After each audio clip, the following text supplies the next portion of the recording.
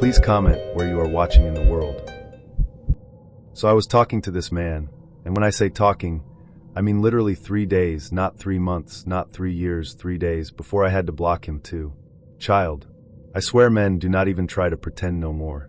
They don't even disguise the red flag, they just hand it to you, folded, with government stamp on it. So boom.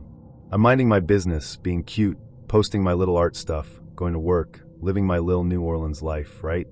I'm not even in, I want a man mode. I'm in if you want to come correct mode. He slides in my DMs off a story. It was a picture of my hair actually, which is so funny now.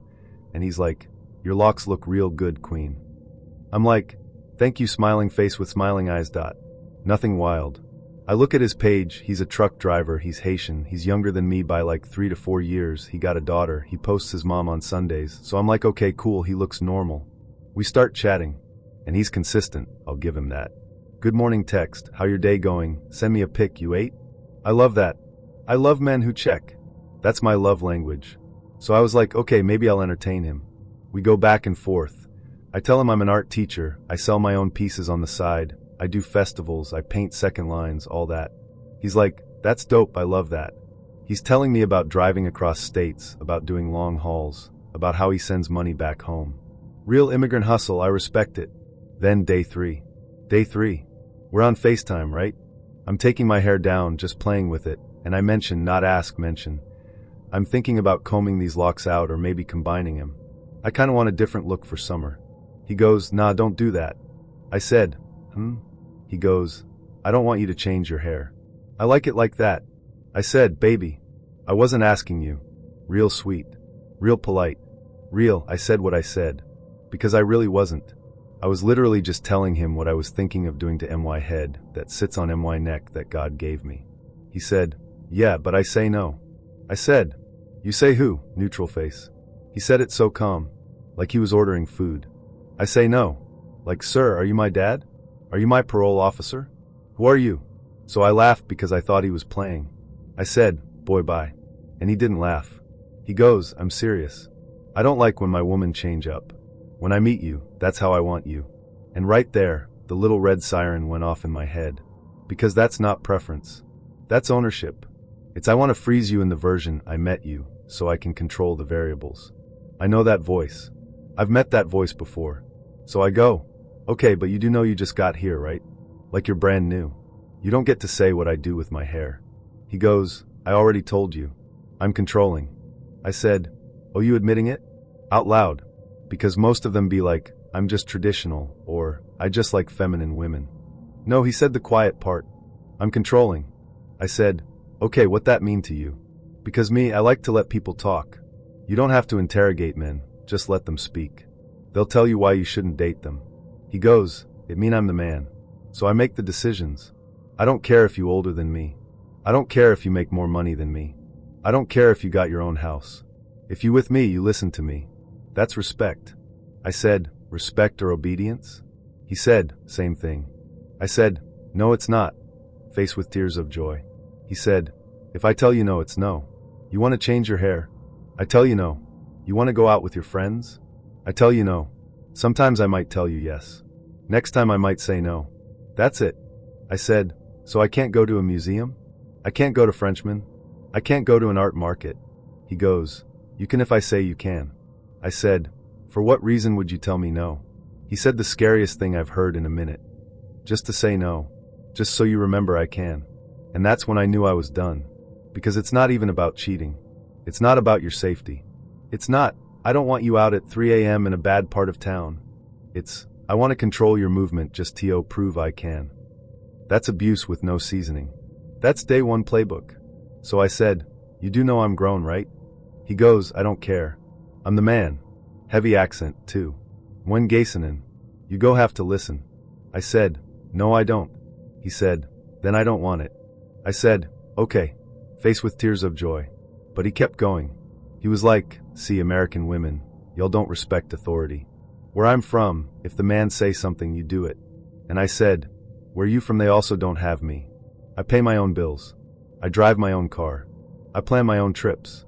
I'm not coming down from that just because you got a beard and a truck. He got mad. Now he's sending voice notes. Full Creole.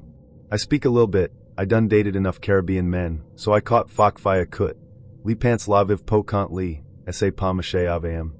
Translation: woman gotta listen. She thinks she living for herself. That don't work with me. I said, oh, you really be like this? He goes, yeah. My woman not going everywhere. I give her money to go out, next time she stay home. I said, see, that's dumb. That's not partnership. That's parenting. He goes, exactly. I'm the head.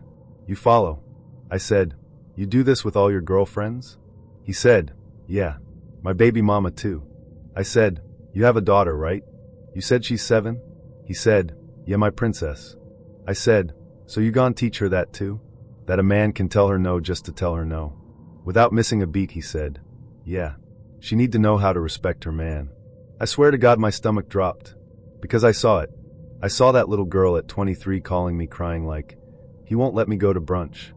I saw her thinking that love equals asking for permission. I saw generational submission. And I was like, oh no baby, I'm not reinforcing that. And while we talking, this is the creepy part, I see his name pop up on my IG story views multiple times. Like back to back. Like he's rewatching. He goes, where you at? I said, at home. He said, no you not, that video not your house. I said, oh so you tracking me? He said, I gotta know where my woman at. I said, I am not your woman. We've been talking 3 days. He said, 3 days is enough. I know what I want. I said, well I know what I don't want. He said, you American women, y'all want to be men. I said, no. I want to be a woman who can go to an art festival without texting you daddy can I go. He decided that was disrespect. He goes, look, I don't care how old you are. You could be 40. If you with me, you under me. I said, nah, that ain't it. He said, then block me. I said, say less. Blocked. Because I am not about to sit here and explain my humanity to somebody who is committed to misunderstanding it. I'm not about to negotiate freedom. I'm not going to be arguing with a 29-year-old about whether I can change my hair. You ain't buy it. You ain't twist it. You ain't oil it. You ain't sit under no dryer. You don't get a vote.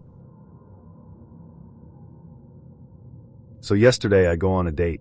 And when I say go on a date, I mean I matched with this guy like 5 hours before. That's it. Not weeks of chatting, not voice notes, not FaceTiming, 5 hours. We were in that early Delulu. Wow, convo's flowing, maybe this will be cute stage. You know when the texts are easy? He was funny, a little random, but in a good way. We were bouncing jokes, sending memes, talking about food, and he was like, what are you doing tonight? And I was like, honestly, nothing. And he goes, let's grab a drink then. And because I have main character syndrome and zero self-preservation, I said, sure, YWLO. We picked this bar that's not far from me. 8 p.m., very chill, very last minute. Let's see what this is. And before anyone says, why didn't you make him come to you? Listen, sometimes I actually like getting dressed and going somewhere. I had on a cute top, hair was good, I smelled nice, let's not waste it. Now this is important. I am one of those girls who refuses to go inside before the man gets there. I don't care. I will sit in the car like an undercover cop. I will do laps around the block. I will pretend to text. I am not walking into a bar alone and doing that awkward stand by the hostess thing while strangers watch me get stood up. No, I will sit in my vehicle like a lady. So I get there at like 8:05. I text him, hey, I'm here, where are you? And then nothing. I'm like, okay, maybe he's parking. Maybe he's walking. Maybe his phone died. 5 minutes. 10 minutes. Still nothing. And I'm not panicking yet, but I'm doing that thing where you unlock your phone for no reason, just to feel in control. I call my friend like, girl, am I getting stood up? She's like, wait 10 more minutes. So now we're at 20 minutes. I'm still in the car. I'm hungry. I'm annoyed. I'm literally about to drive off because I'm not doing this. And right when I'm about to put the car in drive, my phone rings. It's him. He goes all casual, hey, where you at? I said, where am I at? Where are you at? He's like, oh, I've been here the whole time. Sir? He goes, yeah, I forgot my phone upstairs in my apartment, so I just came and I thought you'd be here. I said, so you came to the bar without your phone for a first date and just hoped? Like that was the plan? To vibe and pray? Also, you live close enough to walk. You could have gone back upstairs? But for some reason I gave him a chance. I don't know if it was boredom or curiosity or the fact that he actually sounded cute on the phone, but I was like, okay, I'm still here, come back. 10 minutes later he shows up. And when I tell you this man was high, like eyes glossy, delayed reaction, what were we talking about again, high? Not like, I hit a vape once. Like, I smoked in the car and then forgot what street I was on. Also, and this is important, he smelled like weed and vodka. At 8 p.m. on a Wednesday. That combo alone should have sent me home. But no, I go in with him. We sit. We order drinks. I'm trying to restart the cute text energy, but in person he is not the same. It's like his brain had 3 tabs open and all of them were buffering. I'd ask, so how long have you lived here? And he'd be like, you ever been spear fishing? I'm like? Then he'd hear the table next to us doing trivia, like bar trivia, and he'd start answering their questions. Loudly, like we were all at one table. I'm mid-sentence and he's yelling, "It's Alaska," across the room. I wanted to disappear. And then it just turns into a trauma TED talk. I didn't even ask. I didn't say, tell me your deepest fears. I said, what do you do for fun? And he goes, honestly, sometimes I just think about like, if I met a shark in the ocean, I'd probably just let it eat me. Sir? He goes, like, you ever think about that? Like if it was just you and the shark was like, this is your time, like I'd just go with it. I'm sipping my drink like, I literally asked you what your hobbies are. Then he starts talking about money. How he doesn't know how he's gonna pay off his mortgage, how his job might cut hours, how he hates that everything's expensive. Which, okay, same, but maybe not on a first date. Maybe open with favorite movies first? I try to swing it back to normal. I'm like, oh yeah, I'm actually trying to buy a house this year. Just small talk. He immediately goes, oh, how much are you gonna charge? I said, charge who? He goes, like me if I moved in. Slightly smiling face. Sir, I have known you 2 hours. You just forgot your phone at home and came to a date high. Why would I let you co-tenant my mortgage? He said it so casual too, like, I'll just move in. You will not. Meanwhile, he keeps getting distracted. Like I'd be talking, and he'd just stare at the TV over my head. Not even watching it, just staring. Then he'd be like, sorry, I space out when I smoke. You don't say. At this point I'm like, okay, I'm gonna wrap this up. I go to pay for my drink, we stand up, we walk outside, and now I realize he is more high than I thought. Like walking a little slow, blinking too hard, trying to be normal. He's like, where'd I park? I'm like, you tell me? He's looking around confused like he's in a video game. I'm a decent human, so I'm like, do you want me to drive you home? He goes, yeah, that'd be great. I just live right there. So he gets in my car. And this is the part that made me go, I am too nice. Because I did not have to. I could have said, call an Uber. But no, I drove him. We get to his place, I put the car in park, and he just sits. I'm like, you can get out now. He goes, oh, right. Then he grabs the door handle, listen to me, and cannot open it. Like actually cannot figure it out. I had to lean over and open my own passenger door for a grown man. You know how embarrassing that is? It felt like dropping a toddler off at daycare. Before he got out he goes, we should do this again. And I said, yeah, for sure, because I'm a liar when I'm uncomfortable. And he goes, cool. Next time I'll tell you about my dad. Sir, next time? There will not be a next time. You didn't even make this time. He gets out, stumbles a little, waves, goes inside. I drive off, and I'm literally laughing to myself in the car. Like full out loud laugh. Because this is the dating pool. Men who forget their phones, show up high, trauma dump about sharks, hint at moving into your house, and can't open car doors. And the craziest part? If I tell this story to a man, he'll be like, that's a one-off. If I tell this story to a woman, she'll be like, yeah, I met his cousin. So, picture this. I'm in Boston. I match with this guy on Hinge. He's handsome, like actually handsome, not good for the app. Tall, dark hair, good teeth, obviously. Good skin, stylish coat. The whole, I work in a nice office and I have a 401k thing. In his profile he put Columbia Dental. And I was like, okay, dentist and Ivy-ish? Yes, we will be attending. Because I am poor and I want nice dental advice. First date is normal. He's charming, a little reserved, has that New York polish, asks me about my research. I told him I was doing my PhD, and usually men's eyes glaze over, but he was like, oh, in what field? So already he was better than 80% of them. We talk about Boston versus New York, about stupid rent, about whether you actually need a car here, all cute. He mentions he's divorced, but he says it so light. Yeah, I was married, it didn't work out. That I didn't really clock it. Lots of people get divorced young. I was like, okay, adult man, love that you're honest. No biggie. Then comes date 2. We meet at a wine bar. I should have been suspicious because men only pick wine bars when they're about to confess. I sit down, he looks a little tired, a little sad, but not like depressed, just like a man whose Spotify Wrapped was lo-fi for overthinkers. We order. We start talking about travel, family, nothing crazy. And then I go super casually, so you said you were divorced, if you don't mind me asking what happened. And he goes, yeah, okay, so this is gonna sound bad.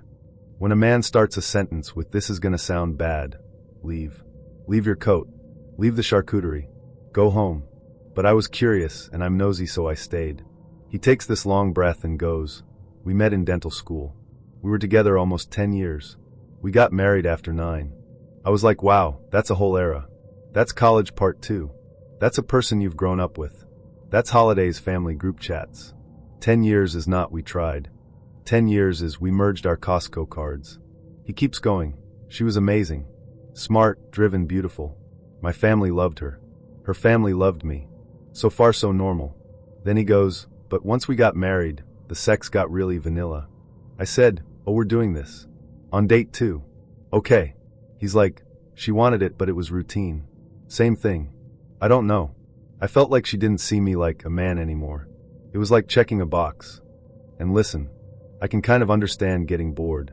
That's human. That's when adults talk and say, hey, how do we spice it up? That's when you go to Miami together, you don't go to Reddit. Guess what he did? He goes, so I started browsing. Not porn, like, not sites. Just Reddit. He literally said it like Reddit is church. Like, I wasn't sinning, I was on Reddit. Sir, Reddit is not the safe option. He's like, I found this subreddit, r/gone wild. And I was like SIR, not by name. And I would just look. At first. And then I started commenting. Then I started messaging. This man fully fell in love in the comments section. He said there was this one girl. She was in California. Married. Did spicy content, not like full-time but enough. And they started DMING. Like daily. Like good morning and good night, and what are you eating, and I wish it was me. He said she saw him. She was enthusiastic. She made him feel like a man. All the things his wife apparently didn't. I'm sitting there like, okay, but you had a wife. He goes, I know. Like he's telling me about cavities. I know you should floss. Like cheating is just a dental recommendation. Then it gets worse. He says one weekend his wife went to a conference. Dental thing. Gone for like 3 days. And he thought, this is the perfect chance. He buys a plane ticket for the girl. From California. To New York. For a woman he has never met in person. That he met in the comments. On a subreddit. For boobs. I was like, how much was the flight? He said $700, like it hurt him more to say the price than the betrayal. So she comes. They sleep together. Obviously. He said it was amazing, she was wild, blah blah. You know, he described it too much. Men always describe the part they feel guilty about. Then, because the universe is undefeated, his wife finds out. She was supposed to be gone for 3 days. She comes back early. Or she checked something. I couldn't tell if he slipped or she saw the flight confirmation, but either way she knew. She was devastated. 10 years. Gone. She gives him the ultimatum, the one every cheated on wife gives, her or me. And guess what he picks? Not the woman he built a home with. Not the woman who knew him when he was broke in school. Not the woman whose parents loved him. He picked the girl from Reddit he had seen in person once. He said it so soft too. I chose her. I wanted to throw my wine. I wanted to grab him by his perfect dentist collar and go, why? And he goes, because I thought it was real. She made me feel wanted. My wife was just married to me. She wasn't hungry for me. I'm sorry, but she wasn't hungry for me, is the most male sentence I have ever heard. So he leaves. He tells his wife, I pick her. Wife is heartbroken, obviously. Marriage over in like 5 business days. I'm sure there were lawyers. I'm sure there were aunties calling. And Mr. Columbia Dentist goes off into the sunset with his California Reddit lover. Except this part made me actually want to laugh in his face, but I was being nice. The Reddit girl did not leave her husband. She stayed. She kept her husband. She kept her family. She kept her life. and entertained him on the side. He was the side quest. He blew up his marriage to become someone's little internet situationship. He said they dated for like 6 months. LDR. He would fly out, she would fly in. And the whole time he was waiting for her to say, I left him. And she never did. She just kept being like, it's complicated. He's sick. We have a house. We're not ready. And at some point he realized, oh, I ruined my life for a person who wasn't willing to ruin hers. While he's telling me this, remember, second date, I see his eyes getting glassy. I'm like, no way. No way you are about to cry over your online girlfriend in front of a woman you just met. He did. Little tear. He even laughed and apologized like, sorry, it was a lot. And I was like, was it a lot, or was it consequences? And then, this was the creepiest part, he pulled out his phone to show me pictures. From that weekend. Like her in New York. Her at the hotel. Not nudes, thank God, but like normal touristy pics. I was like, why do you still have those? He goes, I just never deleted them. He said it like someone talking about vacation photos. Not the affair that ended his marriage. And it hit me right there. Oh, you're not over anybody. Not your wife. Not this girl. Not the version of yourself you were at 25. You are just dating around Boston, trying to fill the space. I am not a date. I am a rebound research project. I was in that phase where my life was actually fine. Like I liked my job, I liked my apartment, I liked my friends, I went to Pilates, I looked cute, but dating made me feel like I was 14 again. I just did. Not date. I would go on maybe 2 dates a year. And they were always these weird, half-hearted ones I let people talk me into. I would download Hinge, look around, get overwhelmed, delete it. Rinse, repeat. And it wasn't because I thought I was ugly or unlovable or whatever. That was the crazy part. I was actually very confident in literally everything else. My body? Love her. My career? I know I'm good. Friendships? Solid. But the second it was romantic, I would shrink. Like suddenly I'm shy, suddenly I need 3 weeks to answer a hey text, suddenly I can't pick a restaurant. It was like my confidence had a domain restriction and dating was outside the VPN. So one day I matched with this guy on Hinge. Let's call him Adrian, because he had very much French, but lives in a big US city now and rides a bike. Energy. We go on a first date. It's fine. He's smart, funny, a little too observant for my taste. You know how some people are just looking at you? Not in a creepy way, but in a I see how your brain moves way. I clocked it, but I was like, whatever, he's cute. We go on a second date, which for me at the time was a huge thing. Like I never made it to second dates. I was the queen of, it was nice meeting you, and then disappearing. So we're on date 2, drinks, nice spot, I'm telling a story, and out of nowhere he goes, you know you're actually really insecure about dating, right? I said neutral face. Excuse me? He said it so casual too. Like he was saying, you have brown hair. No build-up, no gentle, can I tell you something? Nothing. Just vibes and audacity. I was like, I'm sorry, what? And he goes, you're very sure of yourself in other areas. But with dating, I can tell you don't think you're good at it. You overthink. You're too careful. You're trying to say the right thing. And I wanted to argue so bad. I wanted to be like, no, I just don't like people, or no, I just haven't met the right guy, or no, I'm just busy. But the thing is, he got me. Like completely clocked me. In 2 dates. Men will know nothing about their own mothers, but they will read you like a book. So I did the mature thing, I ghosted him. I know, but I felt exposed. Like someone had pulled the curtain back and saw me standing there like, actually I don't know what I'm doing. It wasn't even that he said it. It was that he was right and I didn't want to think about it. Now here's the gag. Not even a month later, I start seeing this other guy. Not even seeing. We were doing activities. That's it. We did not go out. We did not dress up. It was very you up. Yeah, and it was fine. It was what it was. Until one day we're in bed and he goes, I found your TikTok. I'm like, okay, because I wasn't hiding it. And he goes, it's funny. You're so like, confident on there. Boss energy. But in real life you're kinda not like that. I said, OH. So y'all had a meeting? Did men hold a conference? Did y'all get together and decide to tell me? Because now that is 2 men in less than 30 days saying basically the same thing. You are confident everywhere except when you like someone. And I was like, okay, maybe I need to actually look at this. So I call my best friend. I'm like, we need to fix my dating problem. She's like, you don't have a dating problem, you just don't date. I'm like, exactly. That's the problem. Because what I realized, and this is the part that stung, was that I wasn't bad at dating, I was inexperienced at dating. I had kept myself so safe that I never actually got good at it. I was acting like every first date had to be the date. So of course I was nervous. Of course I was rigid. I never let it be casual. So we decided to make it a game.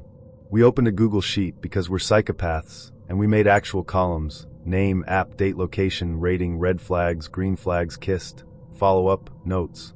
And the rule was 1 date a week. Every week. No excuses.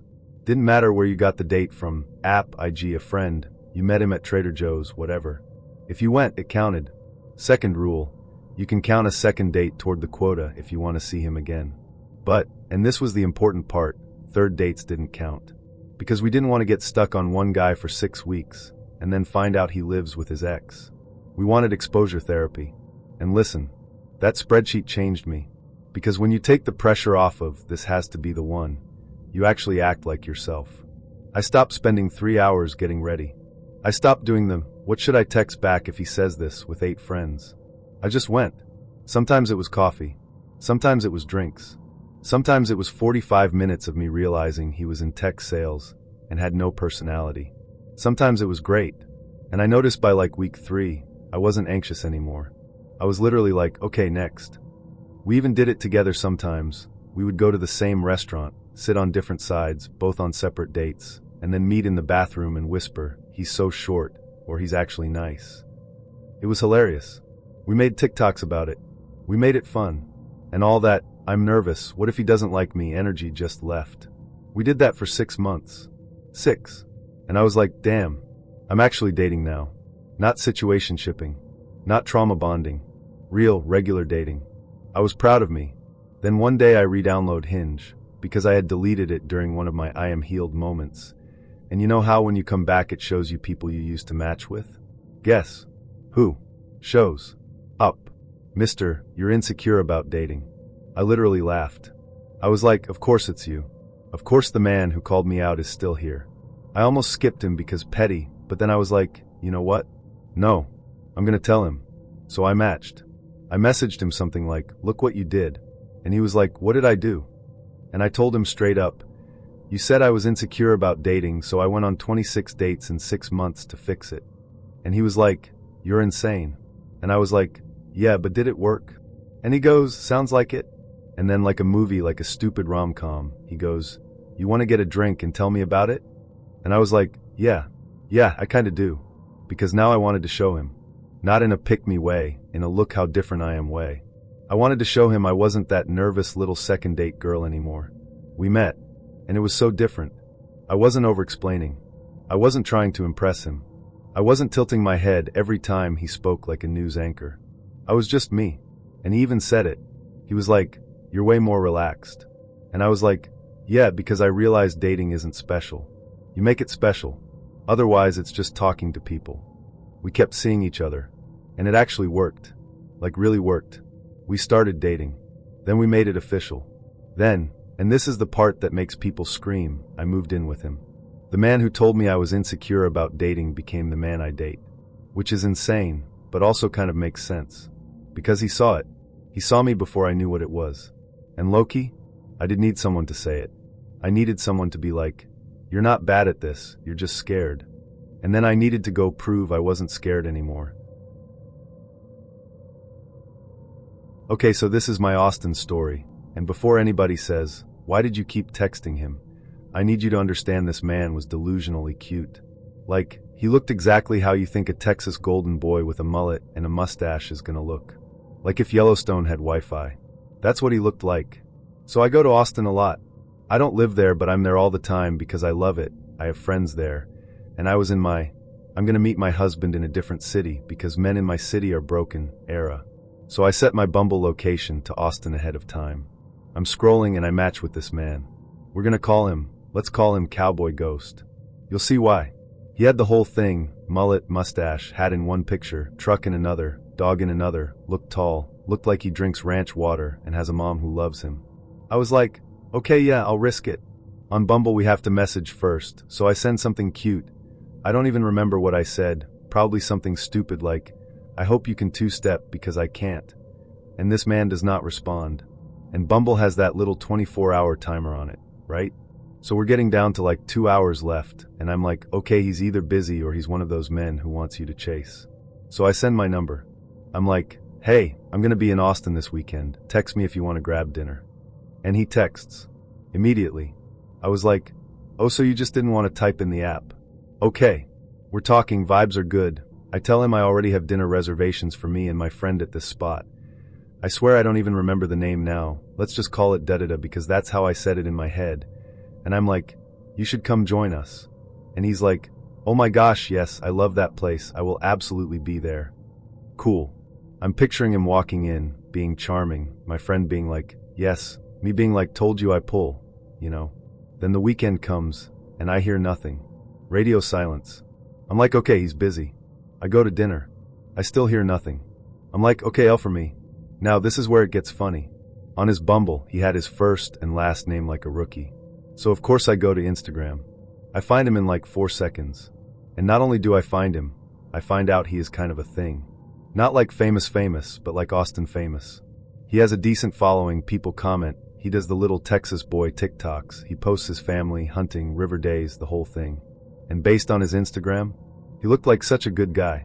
Like nice parents, group photos, a sister, sweet captions. I was like, maybe he just forgot. He did not forget. But while I'm scrolling his IG, I notice a girl. Not a hard launch. Not, this is my girlfriend. But that soft launch elbow plus lake vibe. You know, hat backwards, girl's hair in the corner, captions that are like Sunday's red heart, but no tag. And I'm like, But also, why would he be on Bumble if he had a girlfriend? I'm giving him the benefit of the doubt, because I am dumb and optimistic. So months go by. Yes, months. I go back to Austin a couple of times. Every time I go, I text him. And yes, I know, I was sending like 4 blue texts in a row. I was down bad for no reason. I'd land and be like, honey, I'm home, face with hand over mouth like a clown. Do you know how unserious you have to be to text a man? I'm home, in a city you don't live in. Anyway, I text him like that, and finally he responds. This is after months of ignoring me. He goes, my blue-eyed baby is an ATX smiling face with hearts. Sir, excuse me? You could have answered any of the 4 other texts you left me on read for. But now I'm like, okay, maybe timing is finally right. He was busy, I'm here, let's go. He says his schedule is crazy, but he can do breakfast. I'm like, cool. Low stakes. He picks me up from my hotel, opens the door all sweet, whole southern gentleman thing, and we go to a bagel spot. He pays, which good, because bare minimum. And then nothing. I mean nothing. Conversation was dust. Do you understand me? This man did not ask me a single question about myself. I'm over here like, so how long have you been in Austin? What do you do? Are you close with your family? And he's like, yeah, yep, for sure. Sir, talk. I did not stalk your Instagram for this. We eat. I'm trying to drag conversation like I'm pulling furniture. And then he's like, do you want me to help you pack? I was leaving that day. I was like, sure, because I was thinking maybe we'll hang out a bit. He comes up to my room and we start making out. It's cute. I'm thinking, okay, maybe he's just shy in public. Tell me why this man literally falls asleep. Like genuinely, we're kissing, and then he's just asleep. Head in my lap like a golden retriever. He worked nights the night before, so I get it, but it was still hilarious. I'm sitting there like, how did I end up babysitting a cowboy? He wakes up all soft. I tell him I want to chill at a coffee shop before my flight. He's like, I'll drop you. He drives me, kisses me on the forehead, and says, text me if you need a ride to the airport. And then, nothing. Again. Never heard from him. No, did you get home? No, nice to meet you. Vanished. I'm like, okay, whatever, this is why I don't date Texas men. Fast forward. I'm in the Facebook group, Are We Dating the Same Guy, Austin? I'm scrolling, being messy like everybody else, and I see his FAAC. I said OH. Oh, it was a long post from a girl saying she was exclusive with him. They were together, whole situationship, and he just straight up ghosted her, and she found out he was talking to multiple girls. The comments? Baby. I'm talking hundreds. Girls from months apart, years apart, all describing the exact same pattern. He was so sweet, he picked me up, we had breakfast, he never asked about me, then I never heard from him again. He had me thinking we were serious. He matched with me while he was with her. He messaged me from a different number. Same guy. same mullet, same mustache. And then I see her, the soft launch girl from Instagram. She comments. She posts the timeline. And I comment back like, hey girly grinning face with sweat, I went on a date with him during this time. And she's like, oh my god. So now we all realize he wasn't like single and chaotic. He was literally doing rotational ghosting. Like he would swoop in, love bomb a bit, pick you up, kiss your forehead, then disappear and do it to the next girl. Okay, so this is my Arizona story, aka the reason I stopped drinking with men I just met, and also the reason I can't even smell tequila without gagging. I swear every time I tell this story people think I'm exaggerating, but I have witnesses. Like real people saw this happen. I wish I was making it up. So backstory, I had just moved to Arizona, new apartment, new job, new everything. You know that stage where you're still using GPS to go to the grocery store? That was me. I didn't know a single soul out there. I was in my let me start dating again era, very much soft girl but please don't murder me. So I downloaded Hinge. Because obviously. So I matched with this guy. We're gonna call him Tyler, because of course that was his name. Tyler looked so normal. That's the problem. Men like this always look aggressively normal. He had a nice smile, worked in real estate, red flag number 1, I should have known. Had a dog, did hikes. All that Arizona stuff people pretend to enjoy. He messages me something corny like, you look like trouble in that dress. And I should have unmatched right there, but I was bored, so I didn't. We talk for a few days, vibes are decent. He asks me out to dinner and I'm like, sure. He picks a Mexican restaurant, cute spot, nothing too fancy, and I'm thinking, okay, this might actually be nice. He shows up on time, opens my door, compliments me, full gentleman. I remember thinking, oh my god, a normal date for once. That thought aged like milk. Dinner is actually going great. We're laughing, food's good, he's paying attention, asking questions. No red flags yet. He's cute in person too, like clean shaven, nice teeth, smells good. I'm sitting there like, okay, maybe Arizona isn't that bad. We finish dinner and he's like, some of my friends are down the street, want to grab a drink with them? And I'm like, sure, why not, let's keep it going. Big mistake. So we go to this bar, kind of loud, kind of dive-wide, but fun. The bartender knows him, he's calling him by name, and he's like, drinks are on me tonight. I should have left the second I heard free drinks. Because nothing good ever happens after free drinks.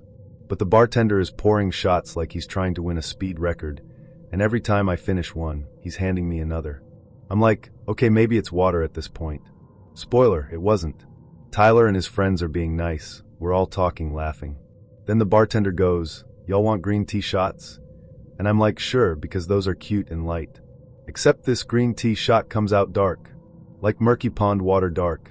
I remember looking at it and saying, that doesn't look right. And everyone's like, it's fine, it's just a different mix. Lies. Straight lies. I take the shot. That's the last thing I remember clearly. Next thing I know, I'm waking up face down on this man's lawn. Like literally grass imprint on my cheek. One shoe gone, mascara gone, my soul halfway to heaven. I can hear him saying my name like, you good? And I'm like, no, I'm not good. I'm dying. My stomach's doing Cirque du Soleil. I'm throwing up like my ancestors are trying to escape. It's bad. Like really bad. Like, I can feel my eyelashes sweating bad. I'm begging for an Uber. I'm like, please, just call me one, I'll pay. He's like, nah, I can't, you might get banned if you throw up in it. Sir, I don't care about Uber's terms and conditions, I care about my survival. But he refuses. So now I'm just lying there, half conscious, throwing up on this man's lawn for like 45 minutes. His friends are there too, watching like it's a performance. One of them literally said, yo, she good? And the other goes, nah bro, she's fighting demons. At some point he's like, let me help you inside, and he tries to pick me up from behind and listen. This is so embarrassing I can't even say it without laughing. I farted. Like loud. Like the kind that echoes in the quiet. Dead silence. He freezes. I freeze. His friend coughs. I'm mortified. I wanted the earth to open up and swallow me. But my body was in full shutdown mode. Like if I was a phone, I was at 1%. He finally gets me inside and I'm like, please, just leave me near the bathroom. But no, he puts me on his couch. Not even the bathroom, not even a trash can nearby. Within 5 minutes, I'm projectile vomiting on his carpet. I try to apologize, but it's just more vomit. His dog is barking. He's panicking. I'm apologizing between dry heaves. It's chaos. He finally gets me into his bed, which EW sorry, but I was too gone to care, and I pass out. Full coma. I wake up hours later, sun is up, head pounding, mouth dry, covered in shame and regret. My hair smells like tequila and grass. My jeans are damp. I sit up and see his carpet. It looks like a crime scene. There's Gatorade and paper towels everywhere. He's asleep on the couch like he just survived war. I'm so embarrassed, I don't even wake him up. I quietly put on my shoes, found the missing one under the bed, of course, order an Uber, and sneak out like a thief in the morning.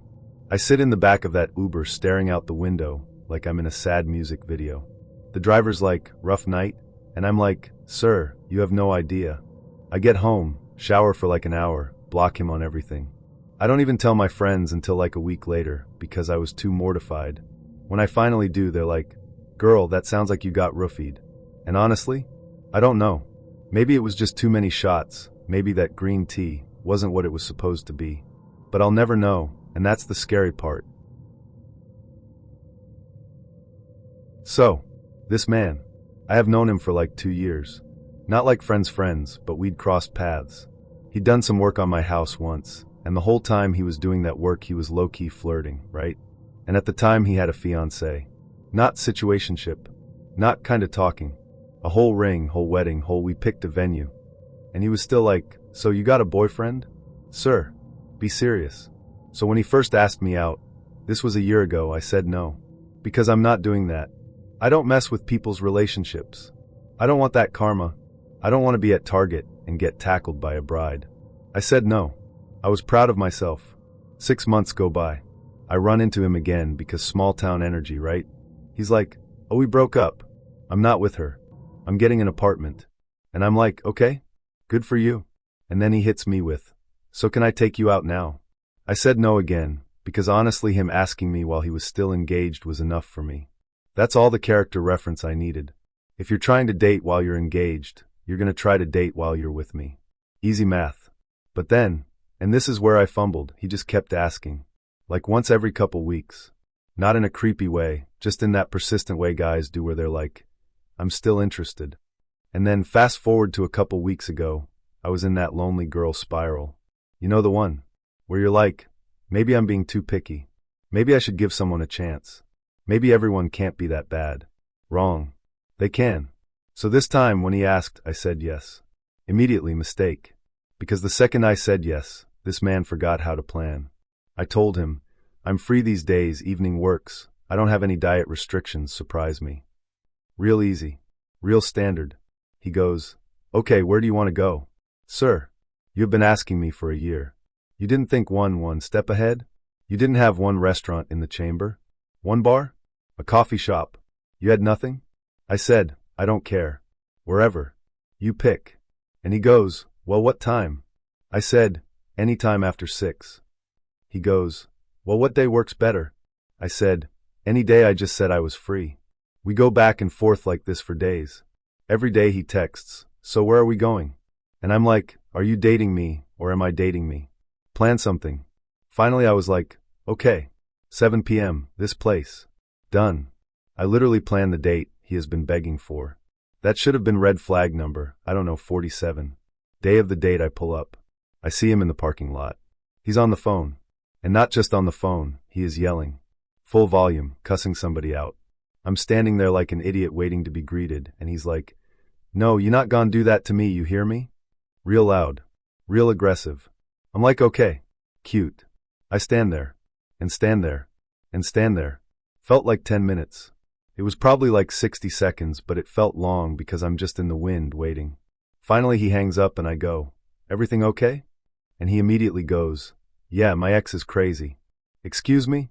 Police scarlight, police scarlight, police scarlight. Every man who says my ex is crazy, unprompted, is the problem. Every single one.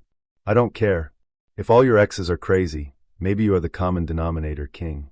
But I'm like, whatever, I'm already here, we can just eat and I can go home. We sit down. Waiter comes over. He's training a new girl.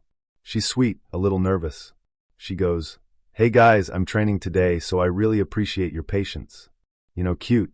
And this man, the one who has been begging to see me, looks her dead in the face and goes, yeah, I can tell. I literally wanted to crawl under the table. I looked at her and was like, you're doing great, don't worry. Because I worked retail, I work service, I know how that feels. And he rolls his eyes. I was like, oh, so you're one of those. You're rude to service people because your personality is empty. From there it just kept getting worse. We order, food comes, and he spends the entire time talking about other women. Not in a reflective, this is what I learned way. In a let me tell you what's wrong with them way. He's like, my ex was nuts. This other girl I went out with? Total catfish. She was like 100 pounds heavier than her pics. I literally stopped eating. I was just staring at him like, do you know you're telling this to another woman? Like, to my face? On a date? He kept saying, women nowadays. Sir, I am women nowadays. Every time I tried to talk about anything, work, hobbies, even his own damn job, he would circle back to his ex. She'd still be calling me. She'd still be starting drama. She's obsessed. And yet you were the one screaming on the phone in the parking lot, sir. Make it make sense. The whole dinner was like 37 minutes. I swear. Fastest dinner I've ever had. Like we sat, ordered, ate, paid, left. I was like, oh, you were trying to speedrun this. Which, cool, I wanted to leave anyway. Check comes. He grabs it. Now I have this thing. If the date is bad, I will offer to pay because I don't want you to feel like I owe you anything. I don't want you thinking I owe you a kiss or a hug or a second date because you bought me chicken Alfredo. I will pay to escape. So I was like, I can get it. He goes, no, I got it. I'm like, okay, thanks. Then I peek at the receipt. It was like $47. Man gives a 50 and closes it. I said, I know you did not just tip this girl $2.17 after you were rude to her. I know you didn't. So in my head I'm like, I'm coming back in there after he leaves to tip her properly, because I cannot live like this. We go outside. He walks me to my car. I'm being polite like, okay, nice seeing you, thanks for dinner. I go in for the by hug, real quick, church hug. This man goes, can I get a kiss? I said, no. He said, oh, you a prude. Slightly smiling face. No, I just don't like you. There's a difference. I got in my car, I watched him get in his. Before I even got out the parking lot, he texted me like, guess there won't be another date then. Like, sir, you got there. You solved the puzzle. Correct. I looped back in, went inside, found the trainee girl, gave her real tip money, and apologized on behalf of the patriarchy. She laughed and said, girl, it's okay. You should have seen him last time. Last time. So it wasn't even just me. He's just like that. So I'm in Minneapolis, right? It's cold 80% of the year, so whenever it's nice out for 5 minutes we all go feral and start dating again. I was on Bumble doing my little swipe, and I see this guy, and I cannot even lie, he was hot. Like hot hot. Tall, shaved head, tattoos, good smile. Not Minnesota nice boy. More like lives in NE, listens to indie bands in basements, rides a bike to work, probably makes his own pickles hot. Bio says something like, partnered, ethically non-monogamous, girlfriend is amazing, we're open to dating separately or together sparkles. Which okay, people do that. I'm not anti-poly. I'm anti-mess. There's a difference. So I swipe right because curiosity killed the cat, and also I was bored. We match. Conversation is good. He's like, yeah, I really like to meet one-on-one before bringing my girlfriend in, make sure vibes are good. That actually made sense to me. Like, why drag her out if I'm weird? So we set a date. Sunday, 2 p.m., cute cafe by that waterfall park we all know. Bright daylight, public, safe. I told my friend, dropped my location, all the usual. Sunday comes. I am on time because I'm a good person. I'm literally pulling into parking when I get a text from him. Hey, just a heads up, my girlfriend is kind of spiraling about this. Sir? 2 p.m. on a Sunday, and she's already spiraling? We're not even at the hello.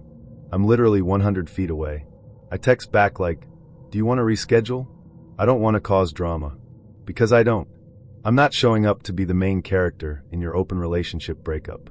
He's like, no, it's fine, I just feel bad, I'll tell you when I get there. I'm like, okay, I'm already parked, my eyeliner is on. I might as well hear what the drama is. I walk over to the little bench area by the park. It's cute, kids running around, couples walking dogs, people taking photos by the little waterfall thing. Very wholesome. I brought snacks. Perfect place to have a nice first date.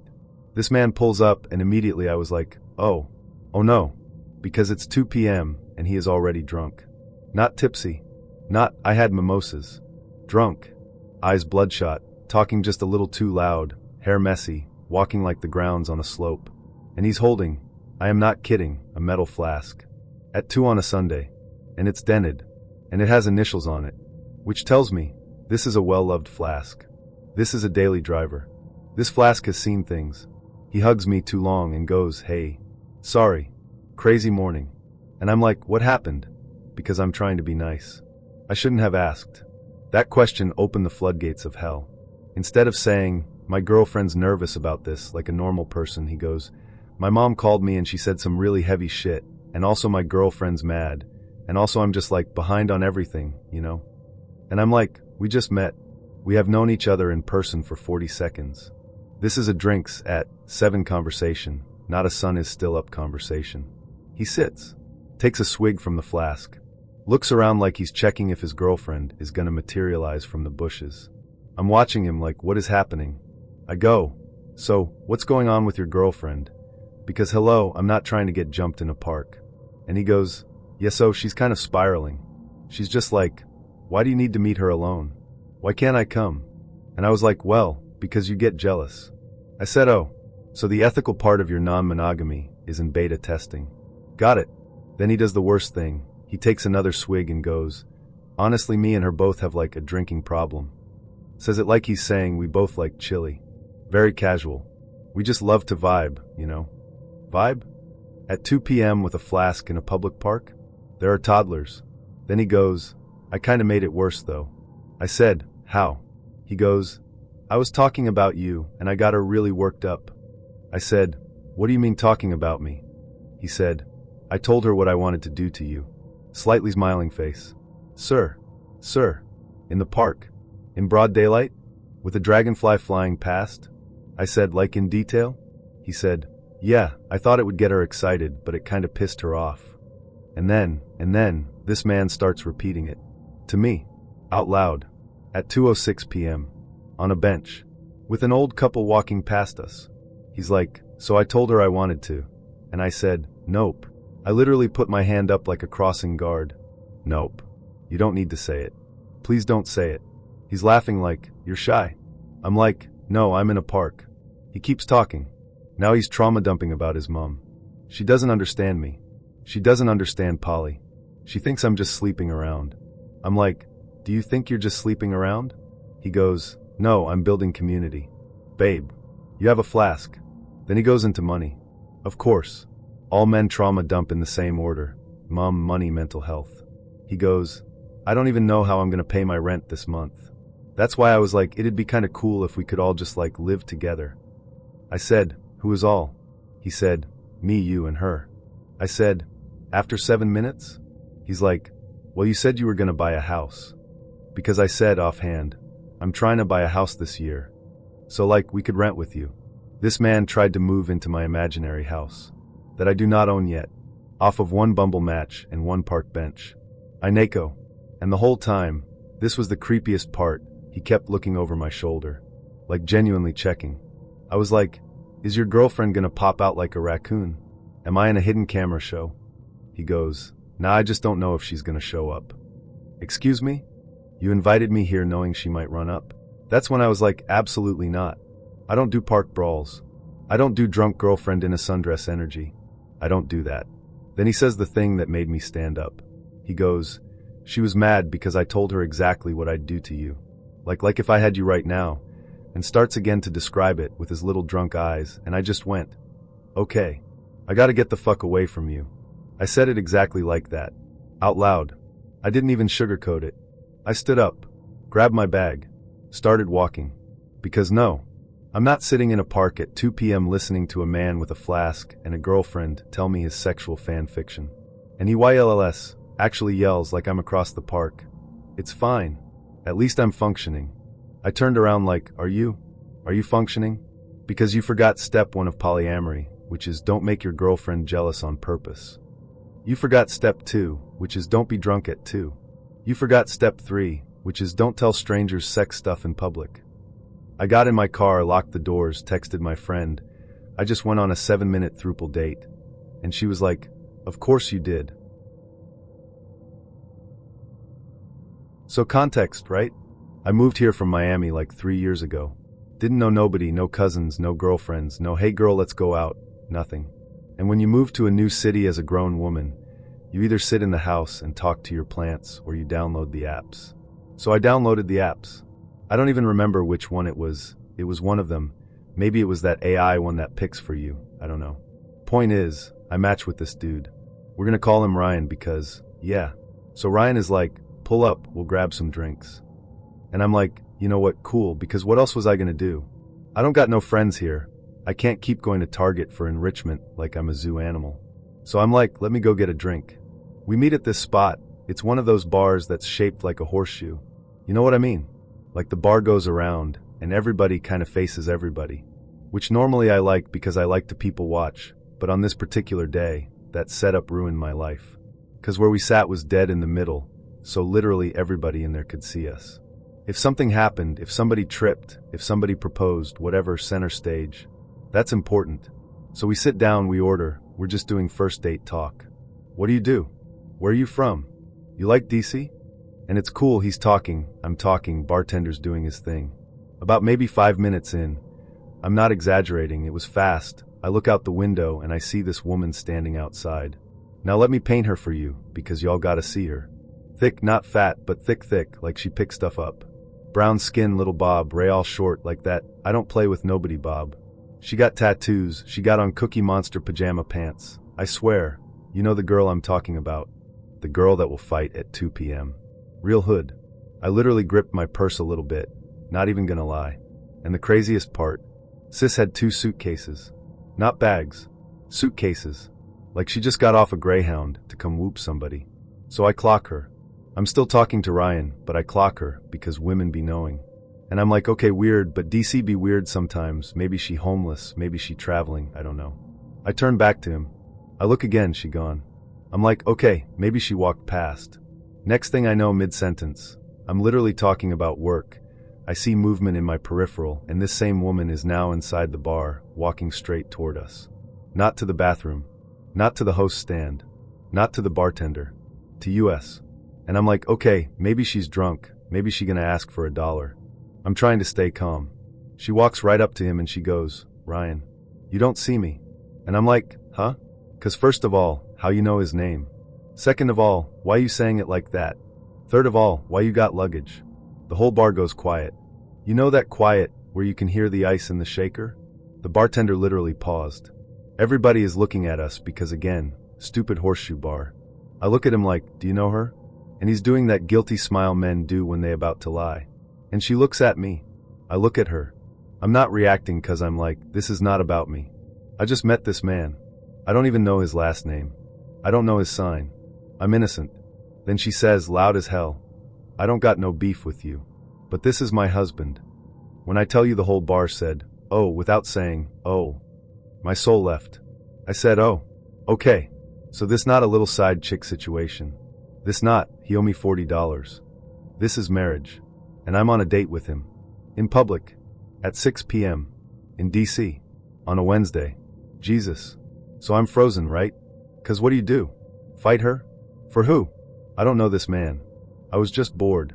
I'm literally trying not to laugh because it's so outrageous. And she is not done. Sis bends down, unzips one of the suitcases, and I'm thinking she about to pull a weapon. I'm like, Lord Jesus, cover me. But nah, it's worse. She starts pulling out his stuff. His drawers. In the middle of the bar. She's like, you don't see your drawers? You don't see your stuff? You don't see your lettuce? She pulls out a bag, starts throwing it on the floor. I said, oh, so he a street pharmacist? This is evidence? In front of witnesses? Ryan is sitting there like a toddler that got caught. Red, sweating, eyes everywhere but hers. And she keeps going. You out here on a date? You don't see your wife? You don't see me? Then she turns to me again like, I ain't got no problem with you, mama, but he got me messed up.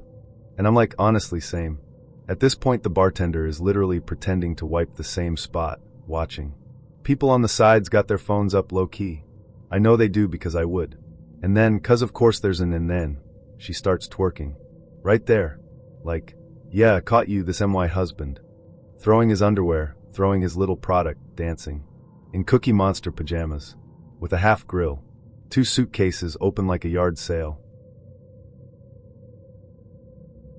So this was 2020, like peak. I just moved here, I don't know nobody, pandemic vibes, everybody lonely, everybody inside.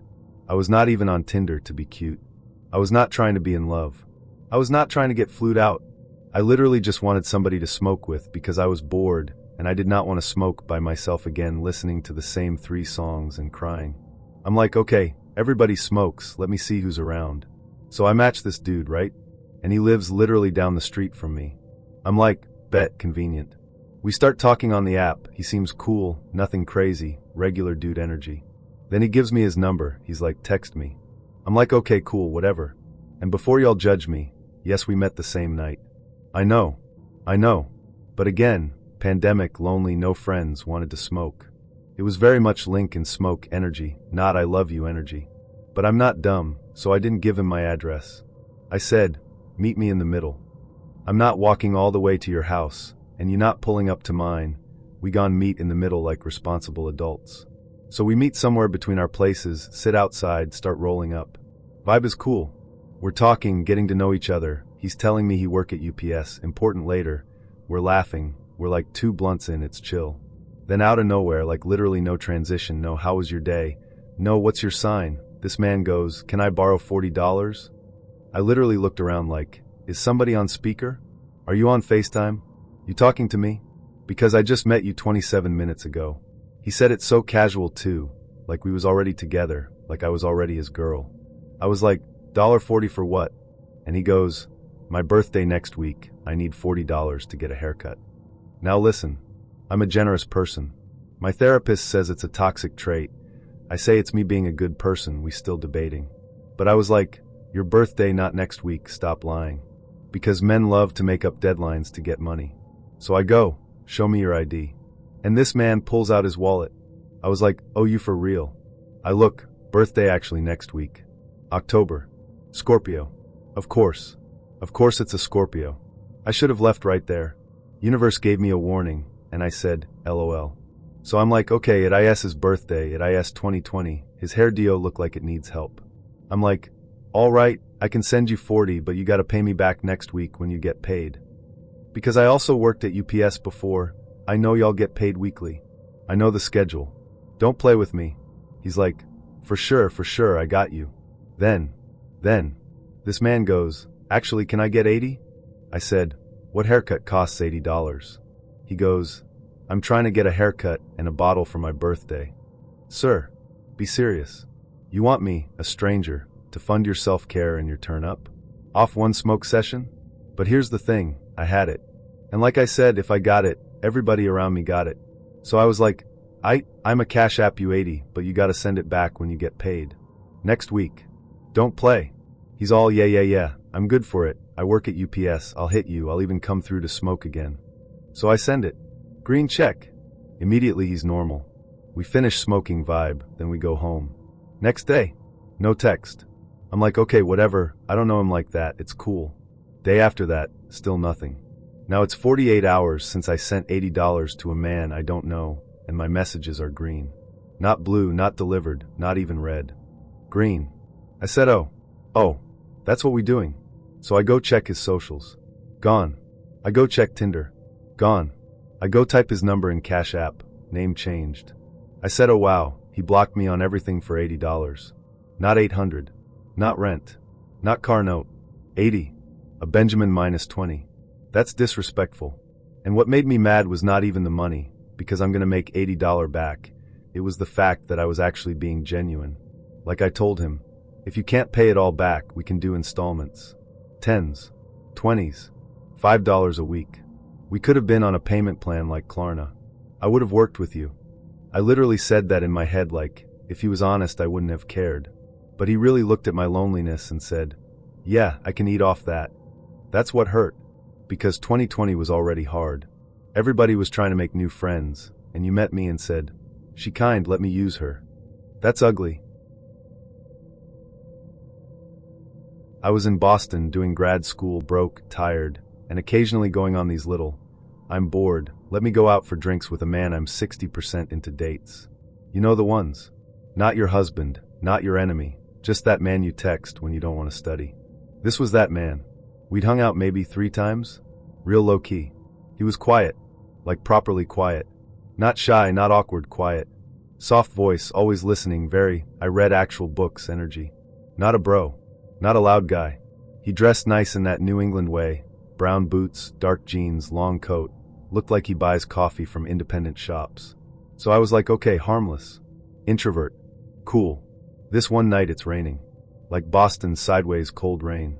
We had gone out for drinks, and I'm trying to get an Uber home, and every Uber is canceling. Surge pricing, no drivers, the usual foolishness. I'm standing there under this awning, getting damp, and he goes super casual. My place is 2 blocks away. Just come wait for the Uber there. It'll be easier. Now I did get a little twinge. You know that Kenyan Ani voice in your head that's like, Aki, don't enter people's houses. That one. But I looked around. It was wet, it was late, the Ubers kept canceling, and I was like, okay, fine. I know him. We've met. I can leave anytime. Right? We walked to his building. It's one of those older Boston apartment buildings, the kind with the brown carpet that's been cleaned too many times, the smell of old radiator heat, stairwell that echoes. We go up. He opens the door. And immediately, my spirit said, aha. Because the first thing I see, right above the TV centered, lit up by the lamp, is a framed musket. Like not a cute antique, not, oh I like vintage decor.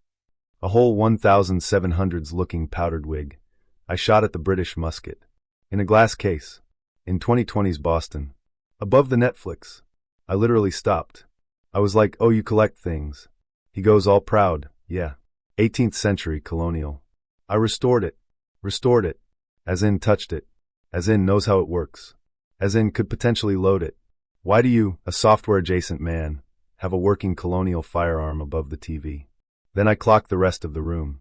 And this man's entire personality is war. War paintings on the wall, like actual framed battle scenes. Ships. Cannons. Red coats. It was like living inside a history podcast. The carpet was a little worn right in front of the TV, like he stands there a lot. TV was paused on a true crime doc. Coffee table had 3 books, one on Ted Bundy, one on Inside the Mind of a Serial Killer, and one World War II thing. I said, oh, you a war and murder guy. Now there is loving history.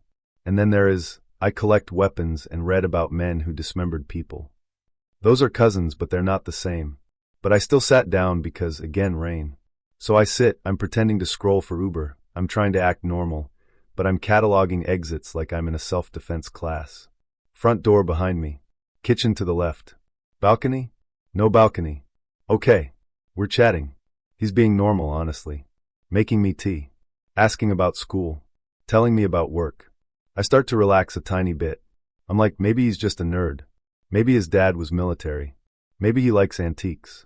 Maybe I'm being dramatic. Then his phone rings. Name pops up, it's a woman. And not spam-likely woman.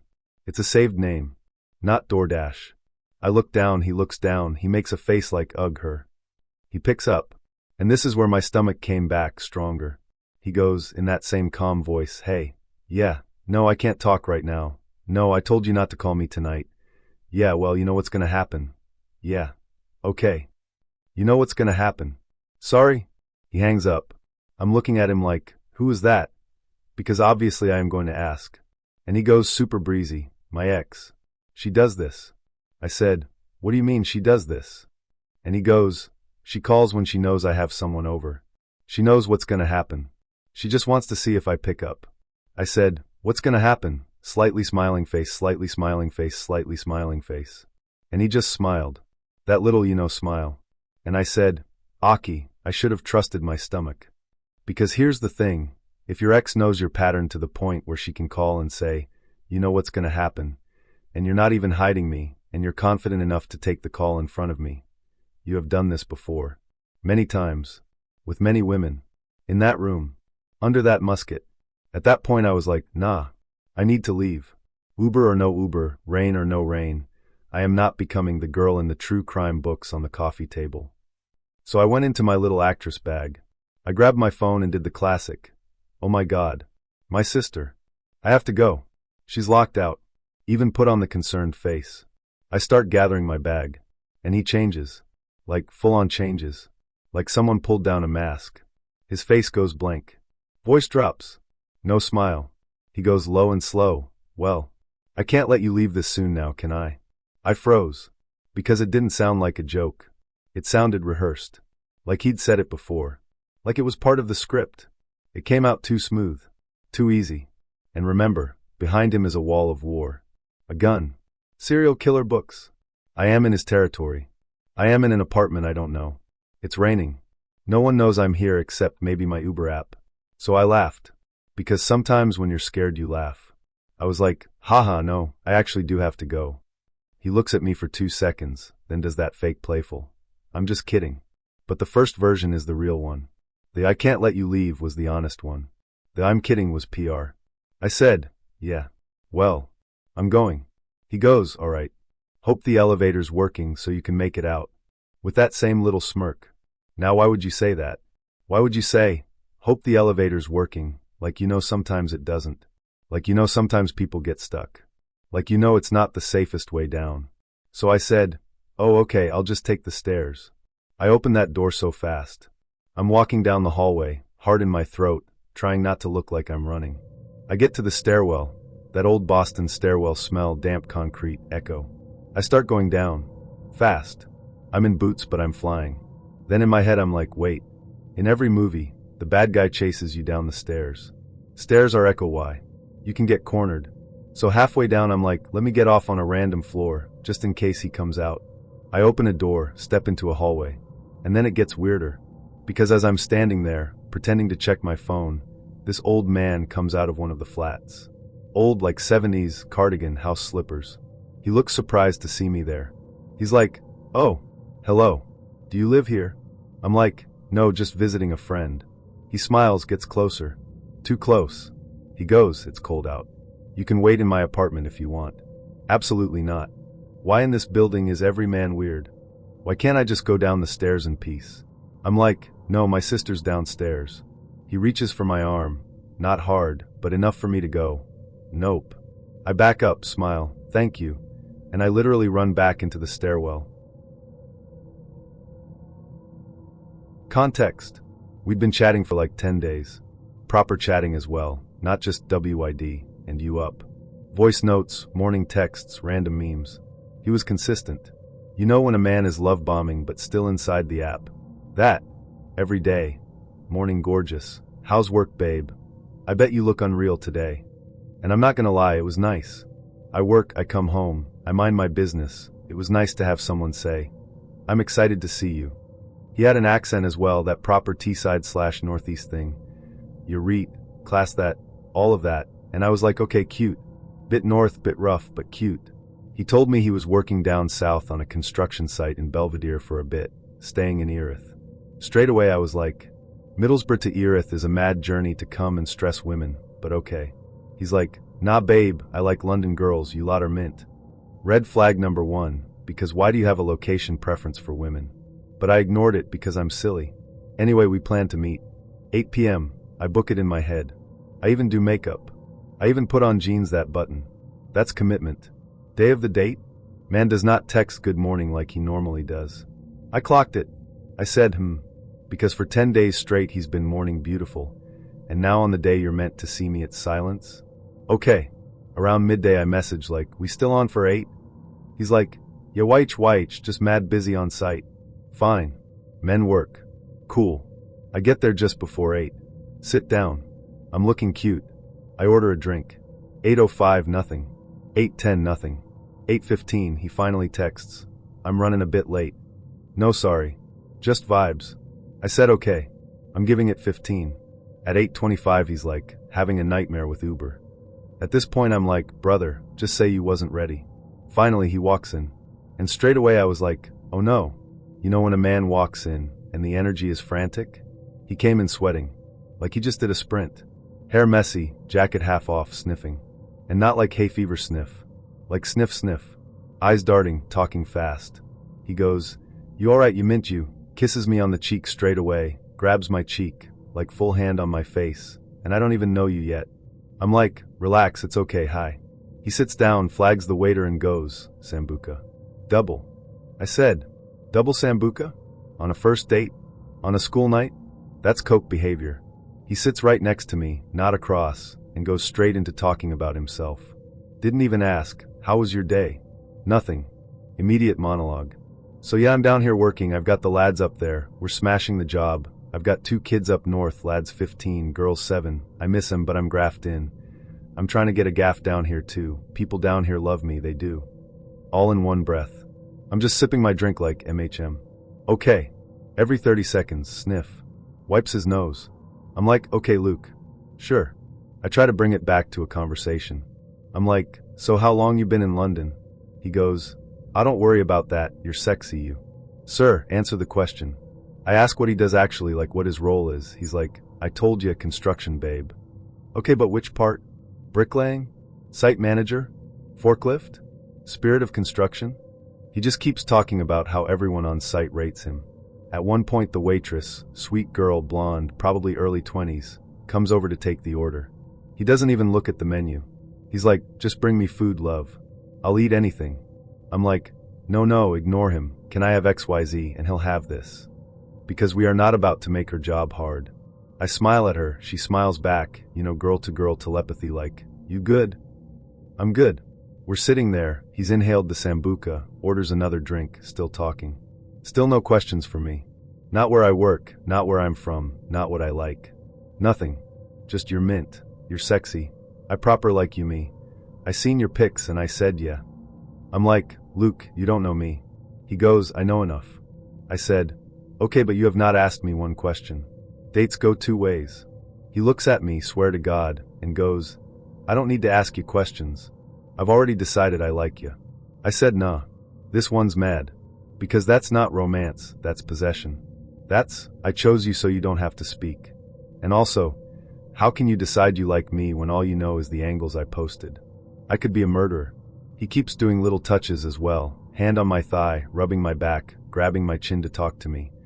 And we've known each other in person for 12 minutes. I keep moving his hand like, relax. He keeps sniffing. I'm now 85% sure it's coke. About 40 minutes in, maybe not even, he goes, gonna nip out for a vape, back in a sec. I said, okay. Men go smoke, it's fine. He kisses my cheek again, grabs my face again, goes outside. I'm there on my phone, just scrolling. 2 minutes. 3 minutes. 5 minutes. He's not back. I'm not panicking yet. I'm like, maybe he's peeing, maybe he saw someone. Then this blonde woman, mid-30s, Prosecco energy, I run this pub, walks up to me. She goes, love, are you with that bloke? The one in the gray jacket. I'm like, yeah. She goes, he's not coming back, babe. I said, what? She goes, he's just run to a cab. I watched him. He even ducked down in the back seat, so you couldn't see him through the window. I thought I'd tell you. I actually laughed because the image was so pathetic. A nearly 40-year-old man bending down in an Uber, so a woman can't see him. Are you not embarrassed? I said, you're joking? She goes, no babe. Come sit with us till your cab comes. You don't need to sit on your own. Immediately I loved her. Immediately. Girl code. I go sit with her and the man she's with. Turns out, the man is on the same construction site as Luke. I said, oh. He goes, yeah, he's a prick. Just flat. He does this all the time. He's got kids up north, thinks he's God's gift down here, chats up everything, lies to him. He probably thought you weren't going to give him anything tonight, so he's gone. I said, wow. Not even 10 days of talking could save you. She goes, we look after each other in here, love. Can't have women sat waiting for idiots. And I wanted to cry because I just love women. We're chatting, laughing about it now. I told them he'd been talking to me for 10 days. The guy goes, 10 days? He's got a wife up there, probably. I'm like, he said he has kids. He goes, yeah, and a woman. Trust me. I ordered another drink with them. I was calm now. I was safe. But also just baffled. Because how are you DMing me every morning like, good morning, beautiful face, blowing a kiss. And then you go out for a vape and run away. Like? At least do it before I contour.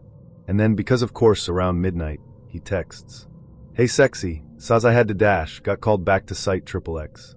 I said, boy, be serious. Called back to site? At 9 p.m.? To do what? Tuck the scaffolding in? Tell the cement goodnight? And why you ducking in the cab then? I matched with Jason, and from the jump there were little off vibes, but not bad enough where you're like, absolutely not. Just little things. He messaged me first. We're talking, he asks what I'm doing this weekend, and I'm like, Not much. And he goes, let's grab a drink. I'm like, okay, where? And this man says, first message about the actual date. I don't care where we go as long as they have the game on. Sir, you could have said hi. Like you're asking me on a date and leading with, I need to watch TV during it. I'm already like, well, that's rude. If you want to watch the game so bad, go with your friends. I even said that. I was like, do you want to just hang with your boys then? Because I don't want to sit there and stare at the side of your face. He calls me, says, no, he didn't mean it like that. He just didn't want to miss the game, but he's so excited to meet me. I'm like, all right, whatever, benefit of the doubt. So we pick a bar. I get there first. Bar is dead. Like, it's Giving Tuesday at 4 p.m. energy. There's a dude in the corner playing guitar for no one. The bartender is bored. There's like 3 people total. I'm literally laughing to myself like, okay, this is awkward, but at least I look cute. I was wearing jeans, cute top, hair done, little perfume, like I did not show up dusty. He walks in. We say hi, hug, it's fine. He's not ugly. Not Prince Charming, but not ugly. We sit down, we order drinks, we're talking, it's fine. Not amazing, not awful. I notice he keeps glancing up at the TV though, and I'm like, there it is. The game. The real date. After maybe 15 to 20 minutes, I'm like, do you want to go to this other place? It's literally 5 minutes away, way more lively, they have TVs, but like actual people too. He's like, yeah, sure. So I pay for my drink, tell him, just follow me. He says okay. We walk out, I get in my car, he gets in his car. I start driving. I can see him in my mirror, right behind me. We get to the first light. I turn right, and this man, I swear to God, makes a full U-turn and goes the opposite direction. At first I thought I was tripping. I was like, oh, maybe he missed the turn. Maybe his GPS glitched. Maybe he has to get gas. I pull into the parking lot of the second bar, and I wait. And wait. And wait. Like 5 minutes. 10 minutes. I text him, hey, did you miss the turn?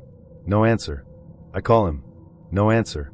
I'm sitting there in the car like a clown with my lip gloss on, watching cars go by. It hits me. This man just left. Like actually left. Didn't wave, didn't roll down the window, didn't say, hey, something came up. Didn't even fake an emergency.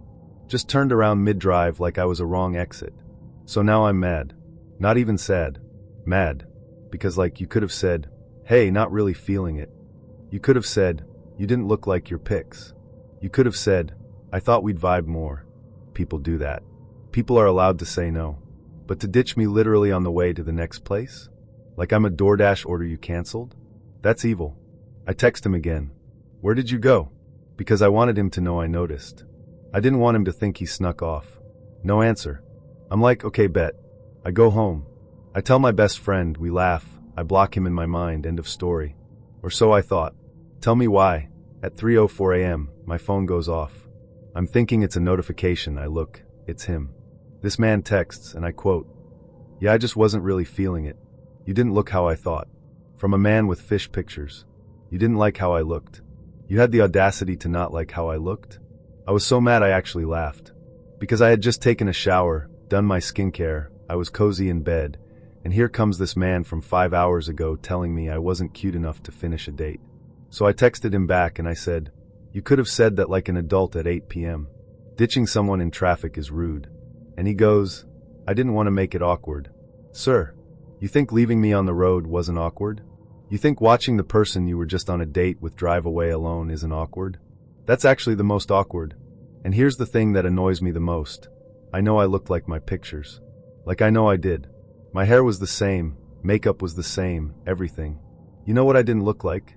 The fantasy he built in his head. That's what happened. He saw hot girl on the app. He imagined some IG baddie with a BBL and lashes to the ceiling. And then when I showed up looking like a normal, cute, real human woman, he was like, oh, that's not a me problem. That's a you only date filters problem. And the way he said it, didn't like how you looked. Not we didn't vibe. Not chemistry wasn't there. Not I didn't feel a spark. Straight up insult. That's what bothered me. Because you can tell the truth without being mean. You can say, hey, I'm gonna head out, before the girl follows you to another bar. You can at least pretend to be respectful. I ended it with good luck on your dating journey, thumbs up, medium skin tone, because I'm classy. I hope he's doing terrible though. So this happened last year, back when I was still giving men the benefit of the doubt, dark times. I had just gotten out of a situationship and was in that, let me just go on one normal date, nothing serious, just to prove they're not all feral mood. So I get back on Hinge. And this man, we'll call him Evan, messages me. Cute, simple opener, not weirdly flirty. He's got normal-looking photos, hiking a dog, a graduation pic. He's got a job, he spells words right, he looks like someone who might say, excuse me, when he sneezes. I'm thinking, okay, maybe this one won't ruin my life. We text for like a week, and it's fine. He's a little dry, but that's normal. Not everyone's a comedian. He asks if I want to grab a drink. I'm like, sure, it's a Friday night, I'll put on my little jeans, I'm not trying but I am top, and see what happens. He picks this sports bar downtown. I walk in and he's already there. First thing I notice, he looks exactly like his photos, which is rare. So I'm like, okay, cool, no catfish. He stands up, gives me a little awkward side hug, all good. We sit down, waitress comes over, asks what we want to drink. I order a margarita. This man orders a glass of milk. I said, excuse me? He repeats it. Milk. Whole milk if you have it. The waitress looks at him, looks at me, looks back at him like maybe she misheard. He's dead serious. Milk. She goes, we might have half and half. And he's like, that's fine. So now I'm sitting across from a grown man drinking half and half on ice like it's a cocktail. He's sipping it slow too, like he's savoring it. I'm trying not to judge because maybe he's got heartburn. Maybe he's allergic, I don't know. But also milk. On a first date? In public? I'm like, so, you really like milk, huh? Trying to make it a joke. And he goes, it's good for your bones. Deadpan. No smile. No laugh. Just serious. I'm like, okay, calcium king, do your thing. We start talking, small talk stuff, work, family, whatever. He's kind of boring but harmless. I can deal with boring. But then this group of dudes at the bar start yelling at the TV because there's a football game on. They're loud but not crazy. Just typical bar energy. And Evan keeps looking at them. Like staring. Hard. I'm mid-sentence talking about my dog, and he's not even listening, just glaring at these guys. I go, you good? And he goes, yeah. Just watching the game. Except his jaws clenched like he's about to do calculus with his anger. The dudes at the bar cheer again. Someone must have scored, and Evan slams his glass down. Milk splashes everywhere. On the table, on me, on him. I jump. I'm like, whoa, what happened? He goes, they're being disrespectful. Sir, they're literally watching sports. You're the only person in here drinking milk and glaring at strangers. Who's disrespectful here? I try to calm him down. It's fine, they're just celebrating. He goes, no. That one just said something to me. Now I'm like, what? I didn't hear a thing. He stands up, walks toward them. I'm whispering, please no, please no, please no, under my breath like a prayer. He walks right up to one of the guys and goes, you got something to say to me, bro? The guy's like, what? Because he truly doesn't know what's happening. Evan goes, I heard you. You think you can talk about me in front of my girl? My girl. I just met this man 40 minutes ago. I'm still learning his middle name. The guy at the bar laughs because it's absurd. He's like, dude, nobody said anything about you. Evan shoves him. Milk residue is still on his sleeve. The guy shoves him back. Chaos. Full chaos. The bartender's yelling, hey, knock it off. People are pulling out phones. I'm frozen because what am I supposed to do? Do I break it up? Do I call 911? Do I just leave? Before I can decide, one of the bar guys swings. Evan swings back. A chair falls over. Somebody spills beer. I hear a woman scream. I'm standing there like, I can't believe this is my life. Security comes running in. They pull them apart. Evan's yelling like, he disrespected me. The guy's like, he threw milk at me. And I'm like, technically that was an accident, but still. Security tells Evan to leave. He's arguing. I'm trying to smooth it over because I have anxiety, and also because I don't want to be associated with this mess. I'm like, I'm so sorry, he's just had too much calcium tonight, trying to make light of it, and nobody laughs. They escort him out anyway. Now it's just me sitting alone at the table, with milk on my jeans, and everyone's staring at me like, are you with him? And I'm like, not anymore. I text him later just to say, hey, that was intense. Hope you're okay. Because I'm trying to be the bigger person. He replies, you didn't have my back. I said, have your back? You started a fight with strangers because they were cheering for a touchdown. He goes, a real woman would stand by her man. Sir, you are not my man. You are a man who drinks milk and picks bar fights over imaginary insults. So I block him. Obviously. I think that's the end of it. Next morning, I wake up to a DM request on Instagram. It's from one of the bar guys. He goes, "Hey, just letting you know your boyfriend got arrested last night." I'm like, "My what?" He sends a picture, like actual mugshot screenshot, and says he came back after they kicked him out. Tried to fight the bouncer. I just stared at it. I was like, this man really went to jail because of milk and ego. I didn't even finish my margarita. Then I remember, oh no, he drove there. So now I'm paranoid, like, did he get a DUI? Does that mean he had milk in his system? Do they even have a test for that? I'm spiraling. Later that day, I get a text from a random number. "Hey, it's Evan, can you bail me out?" I almost dropped my phone. I said, "Sir, we went on one date." He goes, "Yeah, but you seemed like you cared." "Yeah, I cared when I thought you were sane. I cared before the lactose rampage." I tell him no, obviously, and he sends a sad face emoji. Like, sir, this is not a Facebook status. This is county jail.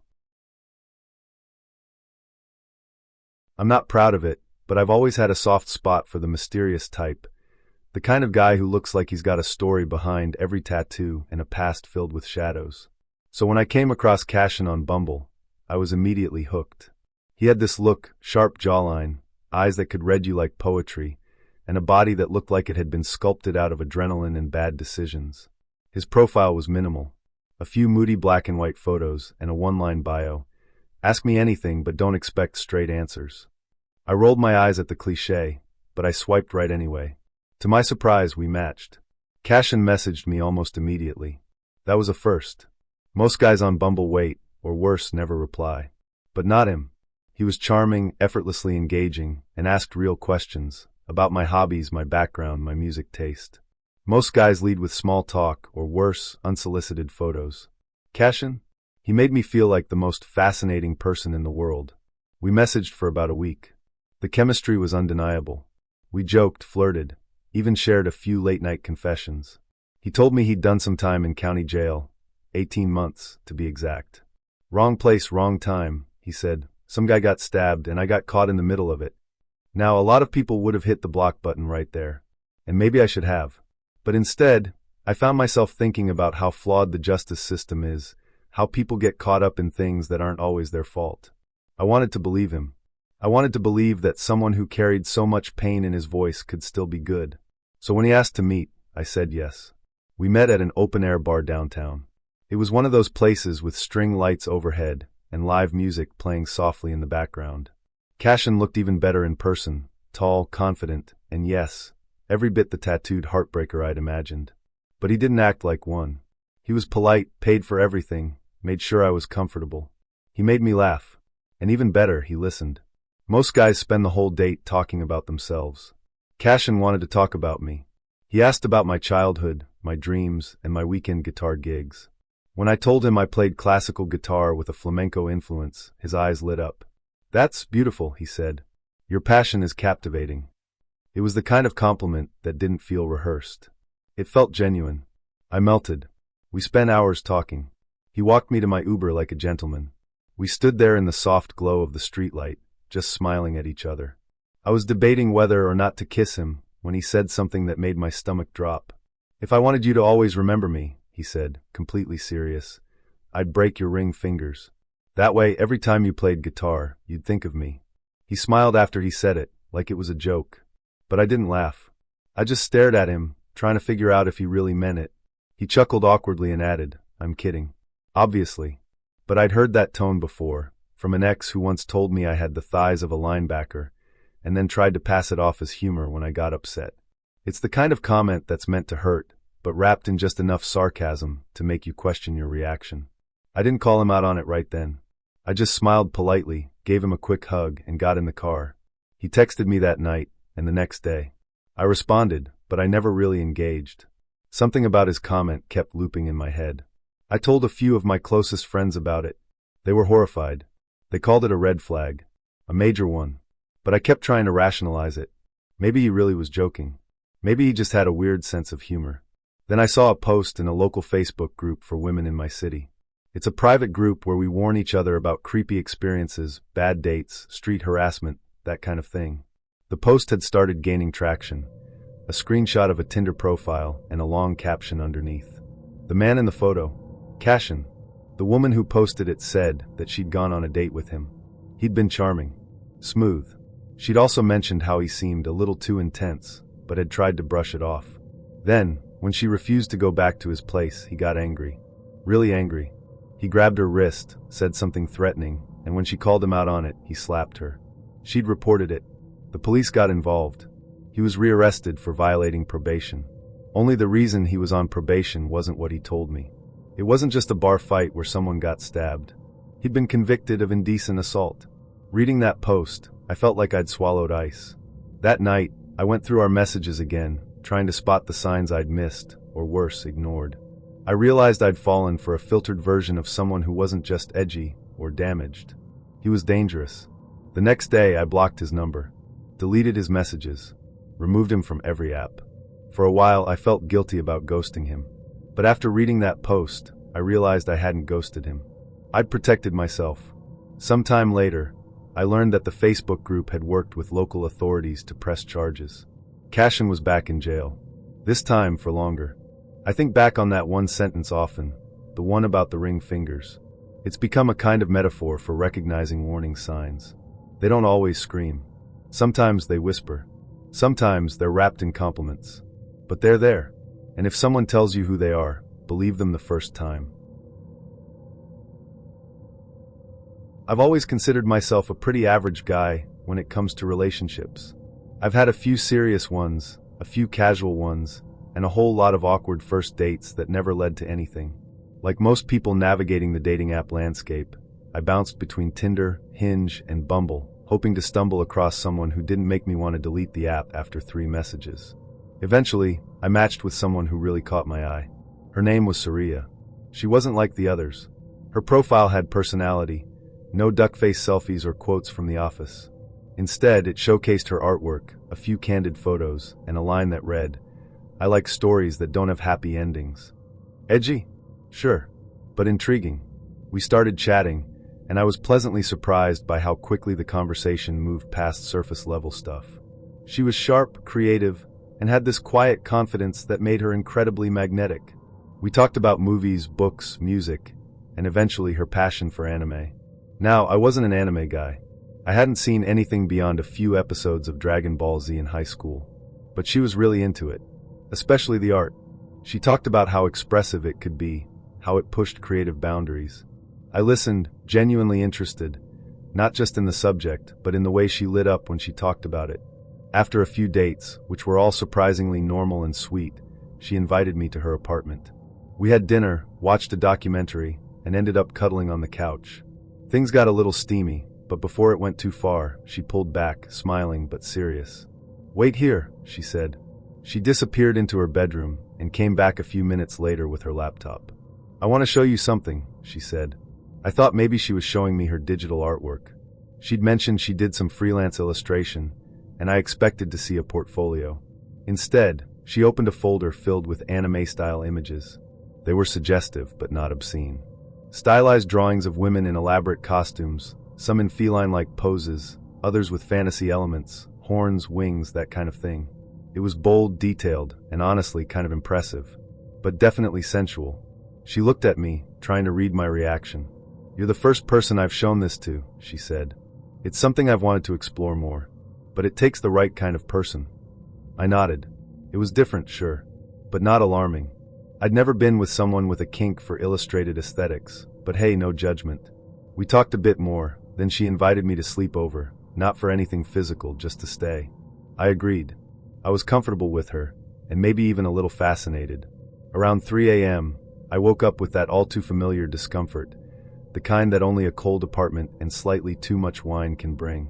I tiptoed out to the living room to grab a glass of water and noticed her laptop still sitting on the coffee table, half closed.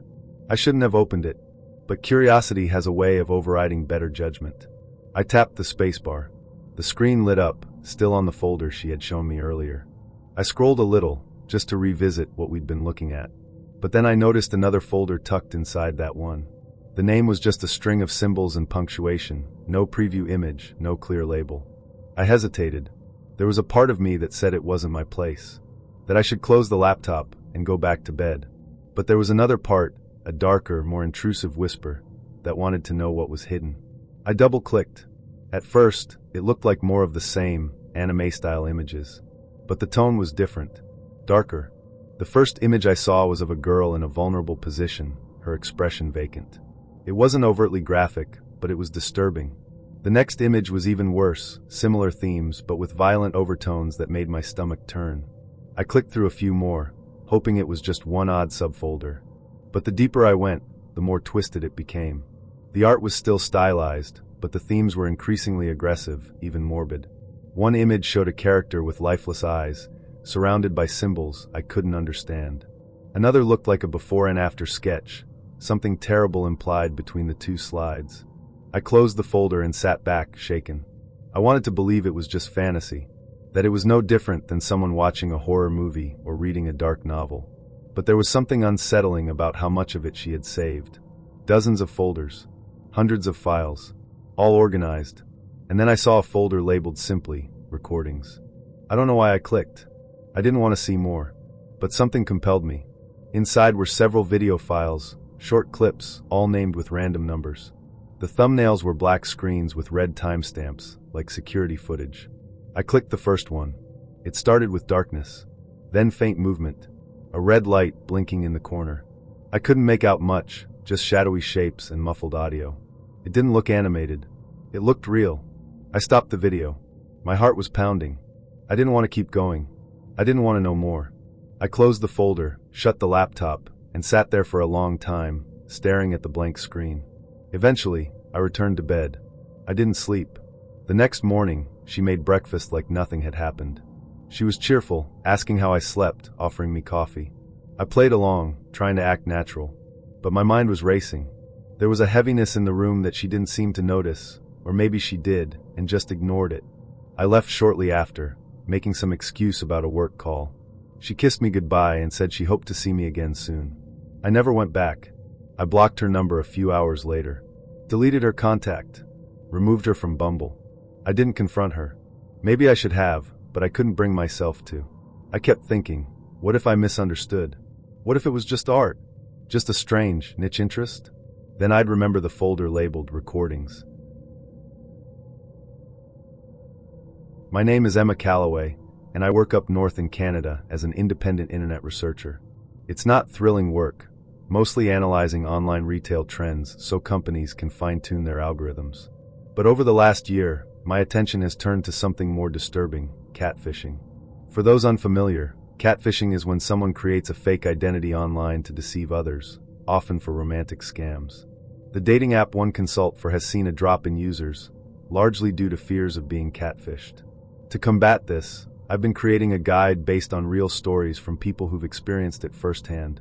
One of the most unsettling cases came from a young woman in the US. I'll call her Lena. She met a man online who seemed perfect. They messaged constantly, built a relationship, and after nearly a year, she went to visit him. She met his parents, stayed at his apartment, and hung out with his friends. Everything felt real. Then, without warning, he vanished. Lena spent hundreds on a private investigator. Months later, she learned the man had used a false identity and had done the same to multiple women. But the twist? He had been arrested for manslaughter. Another woman he'd been involved with had died during a risky sexual encounter, and he was convicted in federal court. Lena cried during our interview, saying they had talked about trying similar things. "That could have been me," she whispered. Another story came from a young woman named Tasha, an aspiring model. She was approached by someone claiming to be a professional named Jasmine, offering industry advice. Jasmine became a mentor of sorts and eventually invited her to a lingerie shoot for a Milan-based company. When Jasmine didn't show, Tasha went ahead anyway. The photographer was polite, and she was paid well, so she returned for more shoots. But during the final session, the theme fell off, too provocative with childlike clothing. A year and a half later, she found out the photographer had been arrested for trafficking explicit images. He had posed as Jasmine to lure women into shoots. Though Tasha's photos weren't illegal, they were sold under false pretenses to disturbing buyers. She was devastated. The last story came from a woman who claimed she had once been the catfisher. At 15, she pretended to be someone else and began a relationship with a European boy. When things escalated and he planned to visit her, she panicked and told him she was in a car crash and had lost her legs and memory. Later, she found a Belgian news article about a man who'd taken his own life after a breakup with an online girlfriend. She believed it was him, but offered no proof. These aren't just cautionary tales. They're reminders that deception online can have tragic consequences. Don't trust blindly. Stay alert. And protect yourself. I've always found tattoos attractive. There's something unapologetic about them, like a person carving their story into their skin. So when I matched with a guy named Corvin on Bumble, and every picture showed a different piece of beautifully detailed ink, I was intrigued. His tattoos weren't the typical kind either. No tribal bands or motivational quotes. They were intricate, mythical creatures, ancient symbols, even what looked like poetry scrawled along his ribs. I thought it was artistic, mysterious even. His profile said he was a tattoo artist, and his opening line was, "If you were a symbol, what would you look like on skin?" Cheesy, sure, but it worked. We started chatting, and he was smooth, confident, but not arrogant. He made me laugh, asked real questions, and sent voice notes laced with this gravelly charm that made me want to hear more. After a few days, he invited me to check out the studio where he worked. Not for a tattoo, just to hang out after his shift. I hesitated, of course. Meeting someone for the first time at their workplace, after hours, wasn't exactly my idea of a safe first date. But he promised it was a shared space, and it turned out to be in a well-lit building just off a main street. Not sketchy at all. So I went. He met me outside with a crooked smile and a leather jacket worn in all the right places. Up close, his tattoos were even more stunning. He had them crawling up his neck, wrapping around his fingers, and peeking out from under his shirt collar. I noticed some lettering across his inner arm and asked what it said. He smiled. Names. I laughed, assuming it was a joke. But he didn't laugh back. They're people I've loved, he said. Or at least thought I loved. My smile faltered. All of them? He nodded casually. I believe in honoring the past. He led me inside before I could respond, showing me around the studio. The walls were covered in flash sheets and framed designs. The whole place smelled like antiseptic and clove cigarettes. It was oddly calming. We sat on the couch in the break room, sipping canned iced coffee and talking about tattoos, relationships, and our mutual love of weird documentaries. He flirted, but in a slow, deliberate way. Like he didn't need to rush because he already knew how the night would end. Eventually, things got a little more physical. Nothing graphic, just hands grazing knees, leaning closer when we laughed. I was into it. Then he rolled up his sleeve and showed me more of the names. They weren't grouped together. They were scattered, some small, some large, some hidden within other designs. One name was right above his heart. I asked how many there were. He shrugged. Maybe 11? I've lost count. That's when something shifted. I asked, "Do you cover them when the relationship ends?" He looked at me dead serious. "No, that's the point." I laughed again nervously. "But don't you ever regret it?" He tilted his head. "What's there to regret? They were mine once. They still are." That made me pause. "They still are," I repeated. "Sure," he said. "People leave. But memories don't. The ink makes it real. Keeps them close." It was getting harder to breathe. Something about the way he said it, the way he looked at those names, it wasn't nostalgic. It was possessive. I tried to steer the conversation back to something lighter, but he kept returning to the topic of permanence, of how tattoos were a way to keep people from truly leaving. He said things like, "The body forgets, but the skin remembers, and everyone I've loved lives on here." At one point, he asked what my middle name was. When I told him, he repeated it slowly, like he was already imagining it in ink. "You'd look good in cursive," he said. I froze. "Are you saying you'd tattoo my name?" He smiled. "If this goes somewhere, why not? First names are nothing. Not like full names. Or birth dates. Those are sacred." I stood up, suddenly overwhelmed. "I think I should go," I said.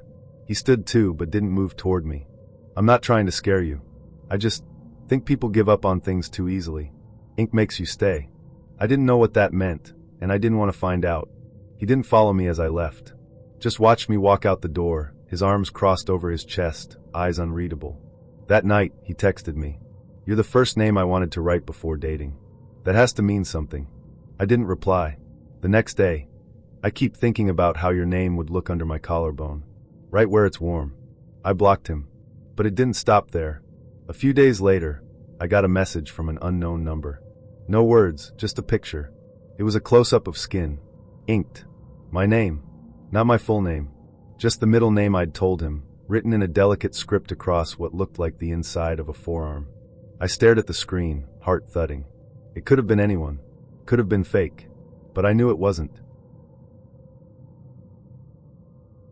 I almost got attacked over a year ago. I was still dating around before I met my now ex. This skinny, hippie dude pops up. He checks off stoner, artistic, chill, humorous, emotional. My basic standards. Here's where I made a mistake. Instead of planning on meeting publicly, I opted on going to his house. He had roommates and that was good, right? No. We ended up watching Shameless and talking. I did smoke weed, but it didn't leave me unaware of my surroundings. He started talking about his past drug addiction with heroin. Even if he's sober now, it's not for me to have to be worrying about relapse considering my family. But hey, we dug deep. Though at this point, I made my decision to not pursue a thing. Nonetheless, we had a good conversation. But he starts immediately trying to kiss me and push his fingers down my pants. I refused and politely told him that's not what I came for. I reassured him I was just wanting to seek a companion. He seemed to accept that until 5 minutes later when he does it again. I told him no again. I guess the guru over here figured out I'm a rape survivor.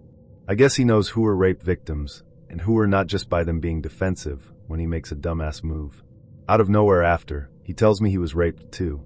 He said he learned to like it because it was just sex. All it meant was the perpetrator liked you so much that they can't control themselves. I want you to take a wild guess on what he tried to do again. I was able to push his skinny body off of me. It made me feel so strong being able to fight it off this time. I'll give it that. I started slowly walking out trying to distract him by describing my distaste for the Twilight movies. Cheesy, but it saved my ass. I rushed to my car and sped off. I was able to report his account, and I assumed they may have gotten enforcement involved as he never was back on there, and I did mention the attempted rape. It is never your fault if you are put in that situation. You can plan measures to avoid it, but know it is entirely up to a rapist to do that no matter what circumstance. But even as I say this, never ever go to someone's house if you've never met them.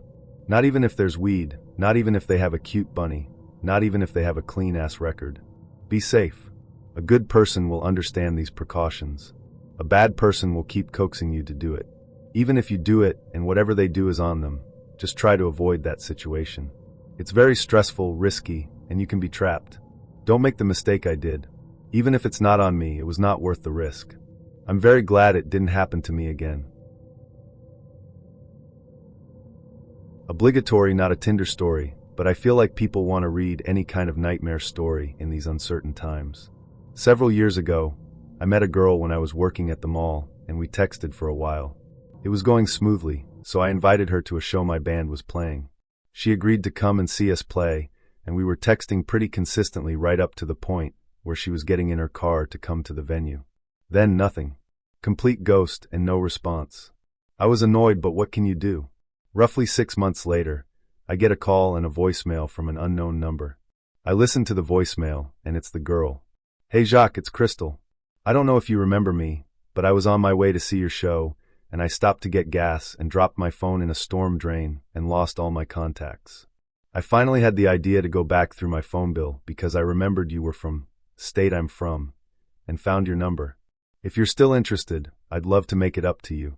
Now, you have to understand this was well before the cloud, so you could easily lose all of your contacts just by losing your phone, and I don't remember the exact details of her story, but I'm not sure if she had the transcriptions of the numbers she texted, or if it was from the first time I called her phone to make sure the number she gave me was correct. In any case, TI sounded legit, and I figured I'd at least get an apology so I agreed to meet up with her that weekend. I offer to meet her somewhere, but she insists on picking me up, saying that she owes me big time for meeting me, and that she's so sorry she did that to me. We go out for lunch at a sushi place and have a fine time. She's a little frenetic, but she's obviously nervous and very apologetic. When she insists on paying, I knew she had been thinking about this for months. Afterwards, we go to Starbucks for coffee. She insists on paying there too. She says she needs to stop at Nordstrom, and would I like to come? Sure, I say. Why not? She says she'll buy me anything I want. What? We get to Nordstrom, and she picks up her makeup, and we walk around. We have a little decent banter, but she's constantly offering to buy me things, and since I'm declining, it's getting a bit annoying. This is a nice sweater. I'll get it for you. Or haha, look at those shoes. Why? Do you want them? I'll get them for you. It was a bit forced, so I suggest we skip out, and now she wants to take me out for dinner. It's been long enough that I'm okay with it, and she insists on paying there too. Since it's obvious to me she's made her apology, I make an honest effort to pay, and she almost rudely refuses by pushing my card away. At this point, I'm bored with her, and this whole paying for things scheme has run its course. I'm happy to just go home afterwards, so we finish up and she drives me home. On the way back, I'm wondering if I should just follow through. She's cute and obviously interested, and has certainly paid her dues, so to speak. Before I have a chance to decide, she's parked the car and says, "Do you mind if I come up and use your bathroom?" Very clever. The decision has been made for me. She comes up and goes straight to the bathroom. She's in there long enough that I can tell she's nervous. I clean up the place a bit, put on some music, light a candle, etc., and I stand at the end of the hall waiting for her. I have my sexy pose and look ready to go so that she'll see me, and that I mean business, right as she exits the bathroom. The door opens and she sees me and knows it's on. I can see the look change from uncertainty as her eyes meet mine. She walks right up to me, and I immediately get a huge, stinky whiff of poop air from my bathroom.